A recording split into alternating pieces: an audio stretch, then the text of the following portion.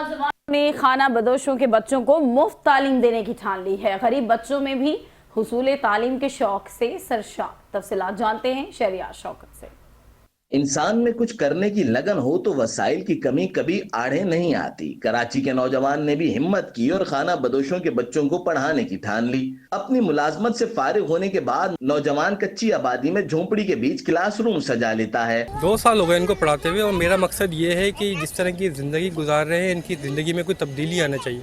कितना अरसा हो गया ये लोग भीख मांग रहे हैं, कचरा चुनते हैं, इधर से उधर घूम के टाइम गुजारा करते हैं। तो मैंने सोचा कि इनके लिए कुछ करना चाहिए, तो फिर मैंने इनको तालीम की तरफ राग़िब किया। गलियों में फिरते और मजदूरी करने वाले बच्चे भी दिल में अपने उस्ताद से ही लगन रखते हैं, खूब दिल लगा कर पढ़ते हैं। संडे मंडे पढ़ाते और अली बे पढ़ाते, ABC पढ़ाते, A फॉर एप्पल वाला पढ़ाते।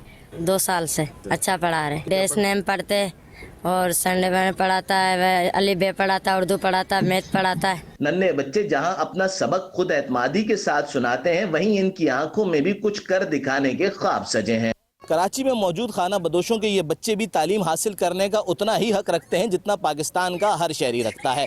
नौजवान की ये कोशिश यकीनन पाकिस्तान के बेहतर मुस्तकबिल के लिए अहम संग मील साबित होगी। कैमरामैन हारिस भट्ट के साथ शहरियार शौकत, 5 न्यूज़ करा।